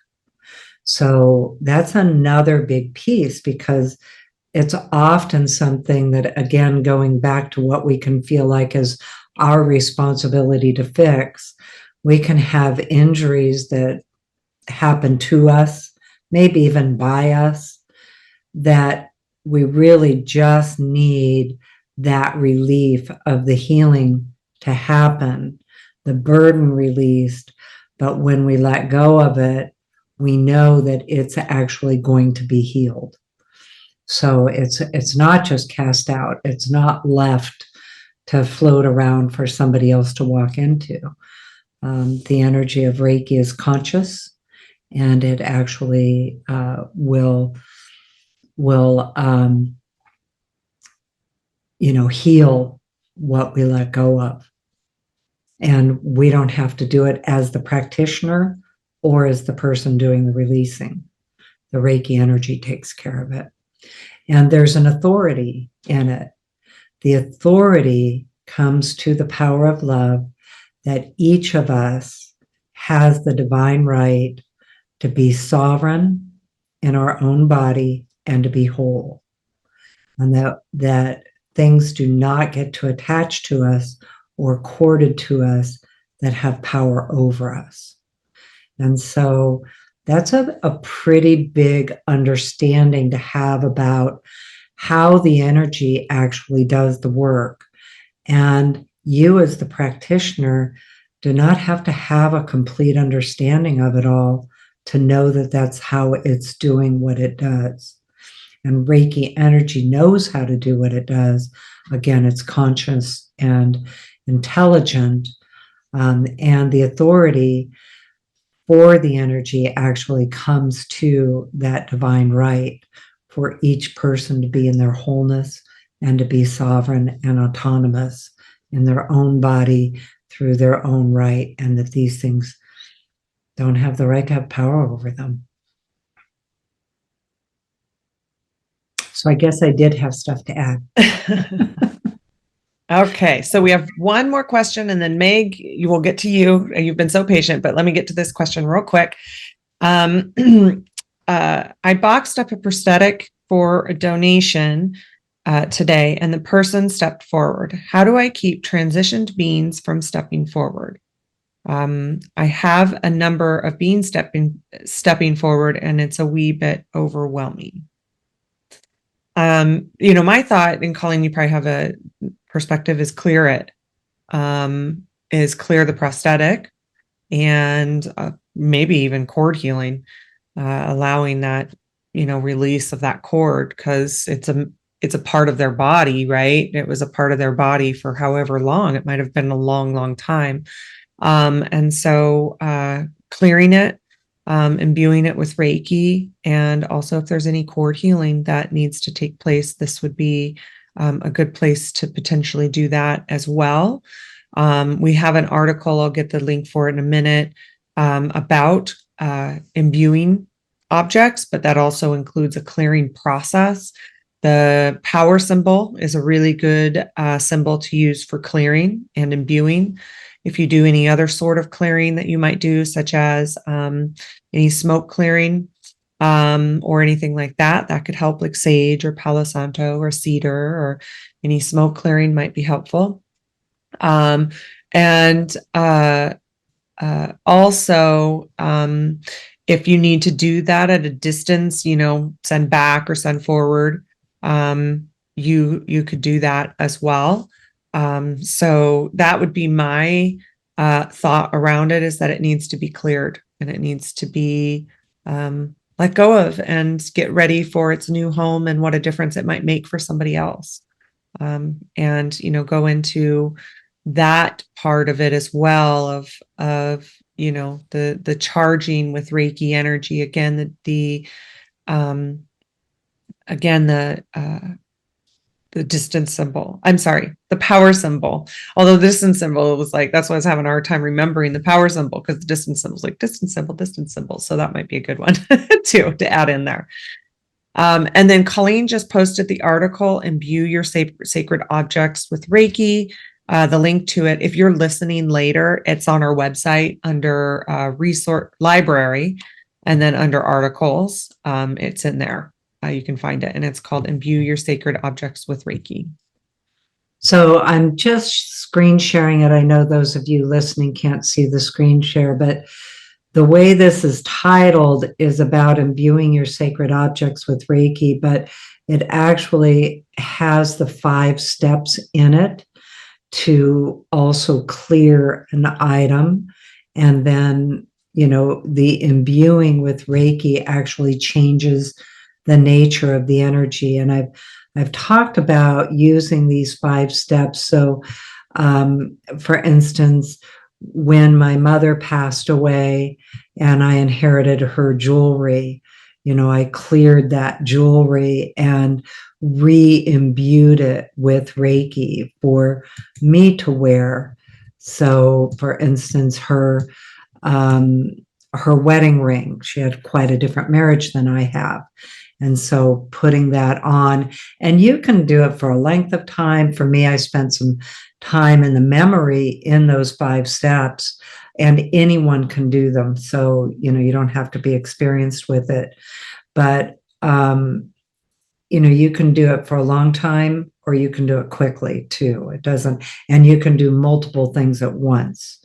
So in your case, and then the other answer to that question, where you have a lot of it showing up right now, in my experience, when people are showing up the way you're describing, that have crossed over, maybe they've crossed over, maybe they haven't, oftentimes they still have spirit guides that are helping them get home or helping them in their process, who may be finding you, knowing that you have the skill to help, and that Reiki can help that discarnate spirit actually go home, make that disconnect with an object maybe it's connected to. But the other thing I would say, having that ability, and is that I have work hours, even with the spirits. It's like I get to have my own boundaries in my own life, and times that I'm available to say yes to some of this, and times that I'm like, I'm off the clock right now. So it's going to have to either wait or don't bring it to me at all. I'm not the right one for this right now. And then other times, of course, it's still going to come through anyway. Just recently, had a pretty big one with a family member showing up. And so, some of it is also, I don't know, for me, because I do a lot of this work, it's kind of normal. And that's why I had to set times like, I'm not doing this in the middle of the night. I get to sleep. I need to sleep. I have places that I go that, I know we have McMenamin's Edgefield here in the Portland, Oregon area. That's a very haunted hotel. And if I go there for dinner, I'm not there. Nobody's asked me. The spirits haven't asked me. I'm not there on the job to do releasing. So, I've had to learn about it because sometimes it still comes up. And yes, I am compelled to do the work, even if I'm not on the clock in the moment. But I also recognize that I get to have spiritual boundaries in the work that I do. And you get to say no, and I'm not doing this right now. And also, if you don't want to do it at all, or it's problematic for you, to really use that light of Reiki. And what I mean by that is placing those fields, like using the Reiki energy and placing them around you, above you, below you. And it's different than a shield. It's more of a filter, because the Reiki energy is this, loving, compassionate energy. So it may be able to do that work even outside of your awareness, but it's also like a filter. So some of these things just don't even get through to you until you are ready and available for that. So I use that filter every day, particularly because I'm so empathic that I have to pay attention to the feelings that I feel and the discernment of what's mine and what's not mine, and what I can do something about and what I can't do something about, and how I can do something with the things I can do, helping to guide me with what tools I do have. So it's a process, though, particularly if, I know you who asked this question, that this is kind of an ongoing thing. And it's a process to learn how to work with that. It's actually an aptitude, like a natural ability to both see spirits that, whether they've crossed over or not. Like the one I'm speaking of from the other day, it's actually a spirit who has crossed over. She's in the light, but she's been visiting. She's been coming through and visiting. I'll just say it. It's my mom. And she is making the rounds, man. She's for those that are not, really comfortable with being visited that way, she's making them a little bit like, oh, wait, I'm not, no, what? And, so making them a little bit nervous, but she's been making the rounds. And so I'm kind of like, what? And she actually called me on the phone. I got a phone call on the ship, on the Nile, in Egypt. And I pick up the phone. It's in the morning, watching the sunrise. And it says, Mom. Hi, Mom. Thanks. And of course, there's nobody there when I, can't pick it up and see somebody there. And it really started back then. And she's been around, and I don't know. I haven't gotten a specific message with her, but she's been visiting. And she's definitely in the light. She's been gone for 8 years. I definitely know that. She's also funny in the way she does it sometimes. Like she comes through for Robyn's daughter, and Robyn's daughter, Luna, met her while Robyn was pregnant, but my mom passed away before Luna was born. And Luna is 7 and has a complete relationship with her. She's very aware of her. My other grandkids are very aware of her. And she just showed up to my son and turned the light off on him. And he was like, "Why'd you guys do that?" What? It's too long a story. She's been showing up. So anyway, to get back to this, this world is such an expanded reality that I think Reiki opens us to, and new awarenesses of our reality.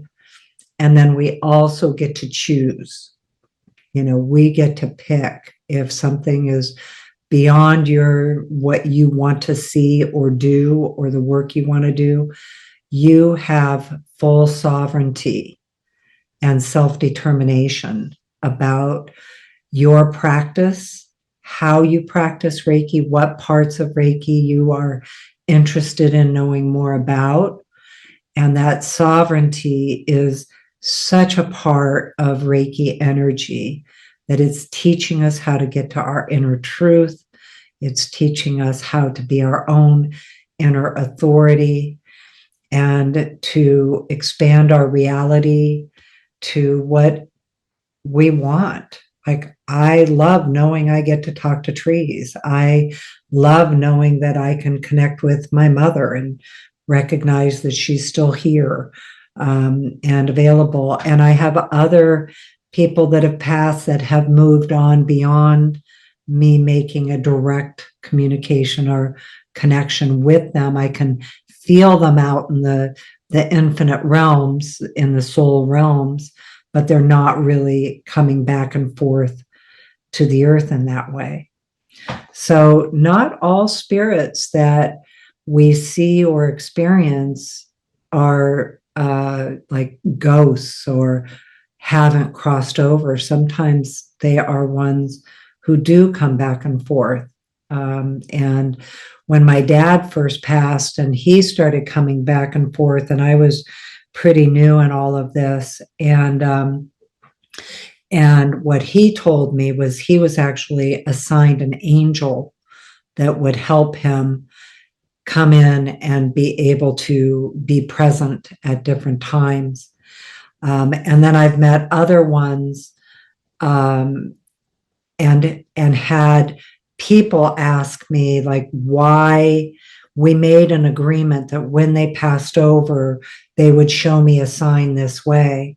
And then connecting with the person on the other side saying, I don't have the ability to move that piece of furniture, or I don't have the ability to make that sign show up that way. It's outside of what they know how to do. And they also don't necessarily have the ability to do it at a time that the person is available to notice the sign. So all different kinds of things can happen. And again, sometimes, based on our own beliefs and experiences, you may or may not want those kinds of connections. Reiki energy definitely helps with that. And at the same time, like Robyn said, if you want to be go into psychic mediumship, it's another level of training that has a specific skill set. Reiki complements it, enhances it. We teach it in our third level of channeling, but from a different perspective, and working with those who have crossed to the other side. It's a little bit different perspective. So, again, you guys, you get to pick. You get to, you have sovereignty, you have authority, and you get to choose.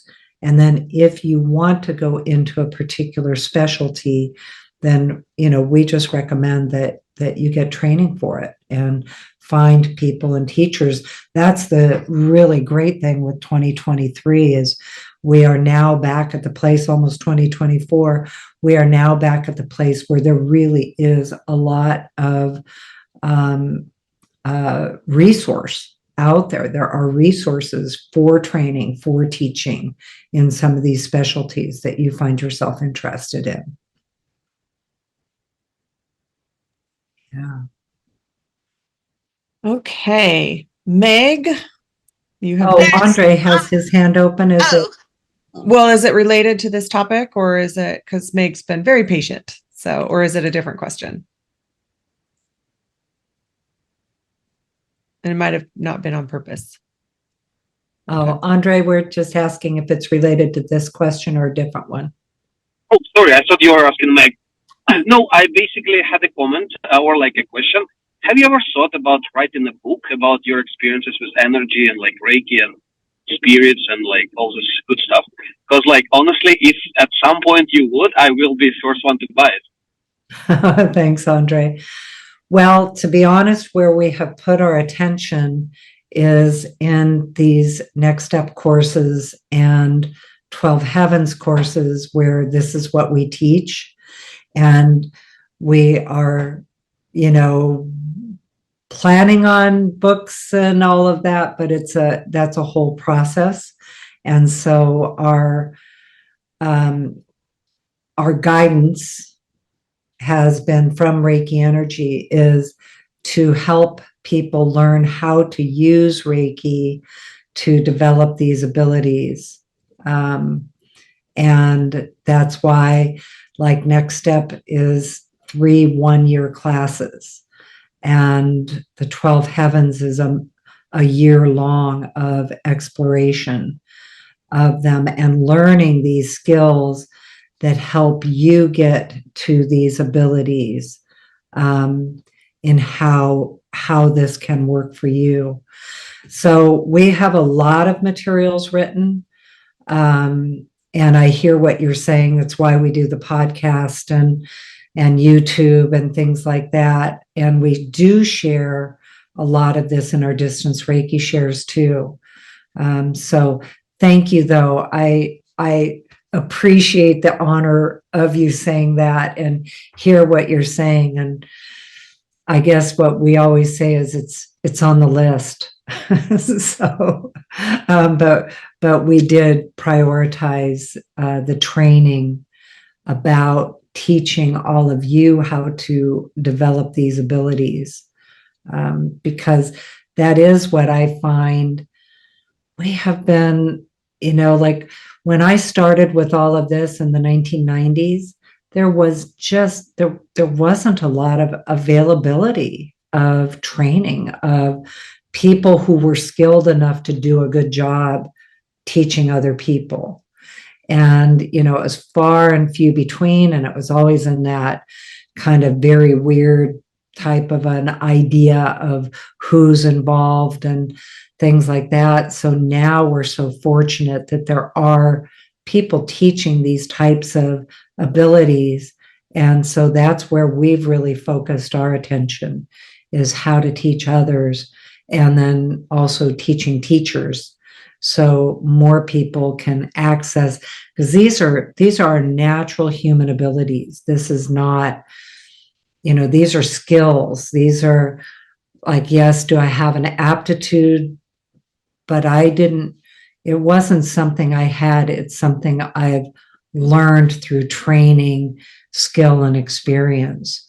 So that's why I think I would have to say Reiki insisted we do it this way.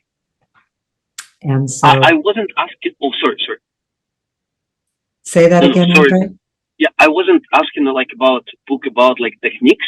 I was more asking about your like journey, your autobiography, if you might say, because like I would be like super interested, like how like it came to be, and like what did you experience and what you learned in the process. Like I'm following you for a long time now, right? Yeah, and, like, I've known you a long time. From you. Yeah, and I'm learning from like whatever I'm participating in, like every time I'm joining, and it's unbelievable, to be honest. But I'm curious how you perceive it, because for you it's probably different, and like I know only small part of what I'm joining for, but you have much bigger perspective and much bigger view of what's happening, like what's your experience in general, right? And you probably cannot share it just in the podcast or like YouTube. And it's like, yeah, it was basically a question about your spiritual path, I guess, like your, like in the big picture kind of way. Oh, thanks, Andre. I'll listen around that, because I hear what you're saying. It's a little bit different. We always go so much into education, and that's our kind of just what we've been compelled to do. So I hear what you're saying is like actually maybe talk about some of our own personal experiences and our own development and growth, and what we know because of that, or what my perception of what we know because of it. Yeah. Thanks.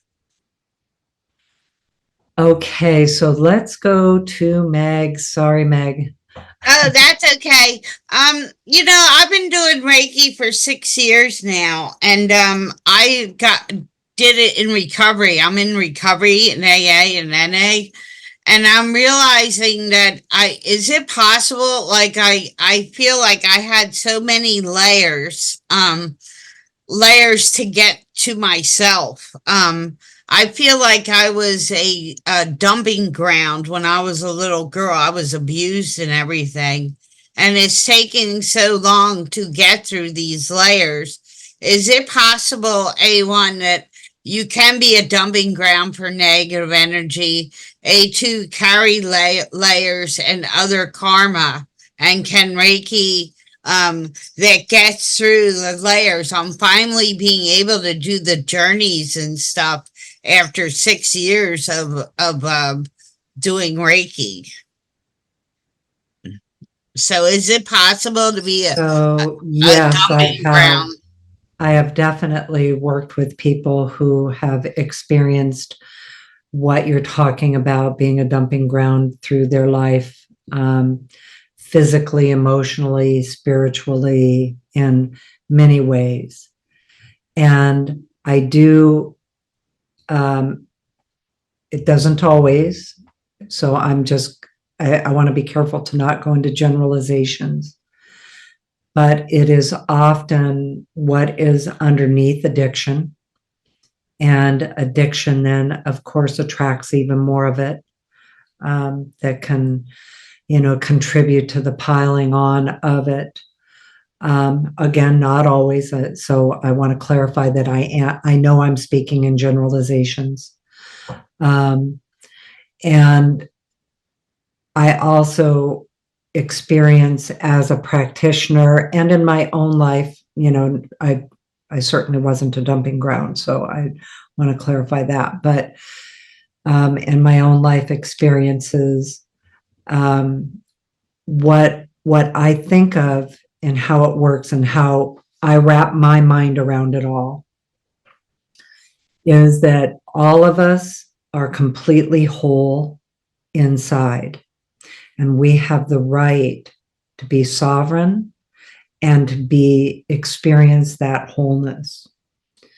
When you experience things the way you describe, what I've seen and how it's shown, and this is metaphorical to me, is that I see that those experiences create layers, and those layers hide that wholeness from your own view. And sometimes that inner spark of light that is what we're all made of gets hidden from your own view. It's difficult to see it, know it, believe it, hear it, feel it. And so it feels as if those layers are just heavy burdens. And so you try to find ways through them. And there are many different ways that people work with that, and try to find their way through. Some I've experienced that, it's just a tremendous struggle to find a way that is working for them. Others find it, and it's a tremendous struggle to go through the process of the healing and removing of those layers. And one of the reasons personally that I work with Reiki energy is that I believe the way the energy itself does that work is that it goes in first to reveal your wholeness. It shows you that spark of who you are, and that illuminates those layers from the inside out. So commonly we think of the layers getting peeled like an onion, and you finally get to the core. What I see with the way Reiki energy works is that it shows you who you are at the core, and then that's what starts to heal those layers. When your authentic self, who you truly are, that light, that spark that you are is there, and those layers that you let go of are healed. And, it doesn't, when we talk about, for instance, in those cases with the grace of forgiveness, the way I see the energy of that doing the healing work is it's not accepting what happened. It's that you are saying this has no right to have power over me anymore. And that's what this energy does. It has an authority of compassion that you get to be whole. You get to see yourself, know yourself. Sometimes it happens spontaneously for people, and it's, quick and immediate, and other times it is a process. And again, as a practitioner, I don't know what that's going to be for each individual. And I also see that we go through cycles of sometimes we're in that place of like really being, able to be in that wholeness. And then something else comes back in and boom, it feels like the layers are right there again. And so it can be a process, but I like the way Reiki does it. Number one, because it reveals who you really are at the core of your being. And then when those layers are released from you, they too are healed. And you are no longer responsible to carry those burdens. So you think of your childhood and, being a dumping ground, you are not responsible for everything that happened to whoever did that to you, whatever happened to them, whatever happened to them, whatever happened to them. Sometimes these things go back through, generations of injury that affect this person now. And so you as a person, that's where that, cord dissolving and cord healing can come in. You are not required to be the one to do that healing for them, or even in that grace of forgiveness or compassion, how that works. It's not your job to navigate through that. What happens is what gets to happen for you is you have the divine right to experience your wholeness and to know that's who you truly are. The other thing that I will say with that is recognizing that sometimes we can be in the experience of knowing who we are, that state of being, but we can still have different experiences, memories, and feelings. So I think that I thought once all of that was healed, or once I became, quote, spiritual, whatever that is, whenever I got that it changed the fact that I would have feelings. Well, I still have the feelings, although I have to say again, I want to clarify, it doesn't sound like my childhood was like yours, but I had a rageaholic father. And I would have to say that I don't really have emotional charge about that anymore. I have memory. I know that it happened. And I remember, my mom and I would be like, what was wrong with him? Like, what was that about? But I don't have like feelings of trauma anymore. But that was a process to get through. And then also realizing I'm not responsible for who he was. I can do the healing that I have. Fortunately, we resolved some of it before he passed and while he was actually passing and after he passed, in some of the conversations that we had. But also there's some of the time that you're going to say, I never want to even have any thought of that person ever again. And you get to do that, so I do think that the process of those layers releasing, it still goes back to asking Reiki to reveal to you who you really are and let you see your authentic truth, let you see that spark that you are, that spark of light, that power of love that you are, that is truly your wholeness that does exist, and let it shine from the inside out. And so just inviting Reiki to do that work with you. I feel like I'm playing catch up to myself. I'm here and I'm over here and I came so far, and that I'm still playing catch up from the person that I used to be. But it's going through. Reiki has really helped me in my recovery. Reiki has helped me get closer to my recovery, and Reiki has really helped me become like forgiving the people that hurt me, and that's all I got.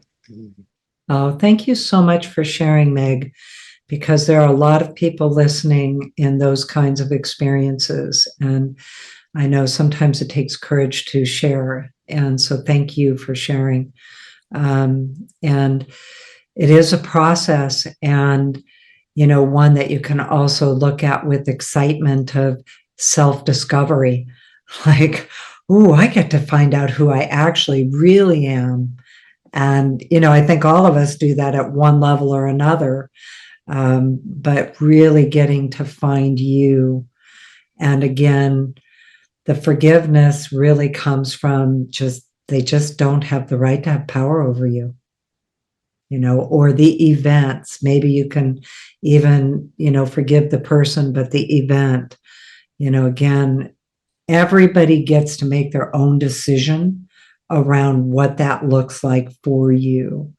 So, sometimes, and I had a really long experience with Mother Mary about this, and she talked about her process of forgiveness. And she said some of the people that were involved in her life and her experience with Jesus and his death, and she said some of them I never gave one thought to again.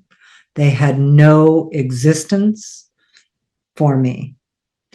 Other people, I could know they existed, but I never acknowledged them again.